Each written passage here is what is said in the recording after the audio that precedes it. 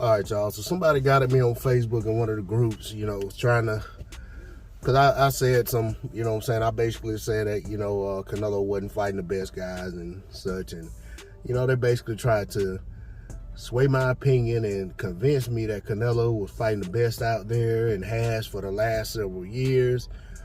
Big up Canelo for the guys he's fought, and then by comparison said, now look at the guys who's calling him out and look at who they're fighting, this, that, and the other. One thing I'll never stop saying is that those guys don't have the luxury of being the hunted or just being the guy that everybody wants to fight for a big purse and such. You know what I mean? Like, Demetrius Andrade held on to his WBO belt at 160, hoping that would entice certain fights to happen. Unification bouts, even mandatories were escaping this guy. Jaime Munguia was a mandatory, wouldn't fight the guy. Charlo, there's not a long list of guys trying to fight Charlo. Andrade's been trying to fight him. For whatever reason, Charlo has stayed away from entertaining that fight. Benavidez and Charlo have gone back and forth, where Charlo, if I'm not mistaken, mentioned Benavidez's name first, and Benavidez was like, okay, we can do it. But aside from those two guys, I just don't hear anybody talking about wanting to fight Charlo. Now we got Benavidez and Andrade talking about fighting one another.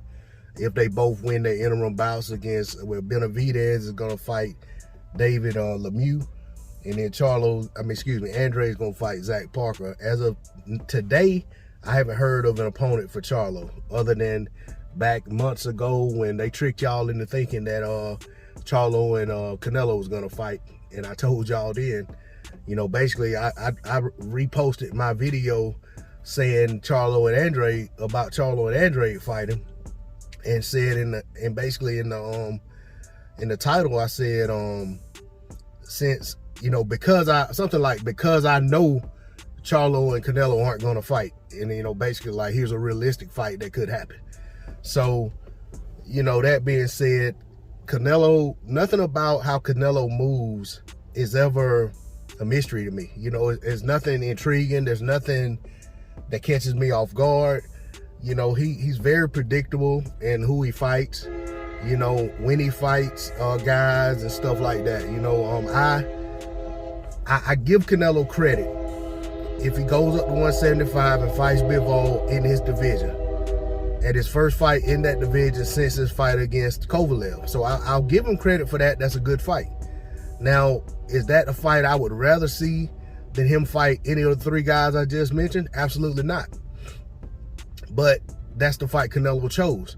And we know if Canelo chooses you, he's choosing you because he feels like he has a very good chance to win the fight. It's no coincidence that the guys that people feel like would give Canelo the most problems are the guys that Canelo has no interest in fighting, and that he says have to do more to get a fight with him. But Canelo didn't say that about Rocky Fielding. Canelo didn't say that when he ran toward the Abner Yildirim mandatory. That wasn't even his mandatory at the time, when the WBC just gifted him the belt for the Callum Smith fight. He ran toward the Callum Smith fight only after Callum Smith got exposed by John Ryder in a fight that many felt that he lost. So when all of that stuff, like I said, is very predictable. Canelo also had no issue fighting Billy Joe Saunders, who was pretty much a paper champion. He had no issue fighting Caleb Plant. It's just, the list goes on. These guys were good fighters, but were not considered to be real threats to Canelo. Now, I will say that I personally thought Plant would have given a better showing, and I felt like Plant had action at beating Canelo. So I gave Canelo all the credit in the world for taking that fight. But at the same time, it was no mystery to me, why Canelo would, be more than willing to get in the ring with a Caleb Plant, but not a David Benavidez or an Andrade or a Charlo. And this stuff with Canelo goes all the way back to 154 pounds when he moved up to 155, created his own division, and stayed away from Charlos, who were both champions at the time, and Andrade. I give him credit that he did fight Lara, but just because he fought Lara and got a gift decision, that doesn't absolve him You know, it doesn't excuse him not fighting the other champions that were top shelf at the time. And these guys, in my opinion, have only gotten better. You know, Jamal Charlo doesn't look as dominant, but I think Jamal Charlo may be fighting down to the level of competition at times. You know, he also didn't look great in a fight that was a late replacement after his brother took his first loss. So I don't put a lot of stock into how that fight played out.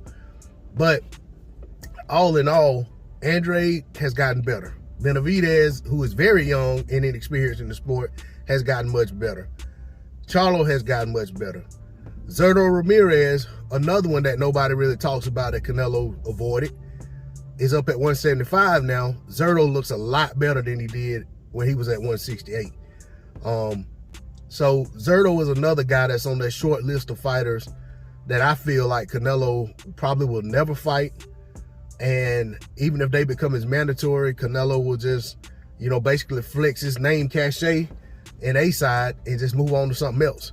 And be like, I don't want the belt. You know, you can fight for the belt. I'm taking bigger challenges. I'm gonna fight Makabu for cruiserweight belt, you know.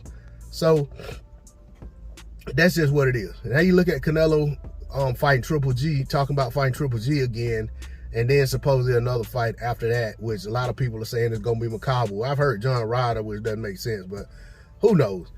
But I will say, once again, not pulling any punches. Nothing Canelo is doing has impressed me. Nothing he's doing is intriguing or world-breaking, record-setting type stuff.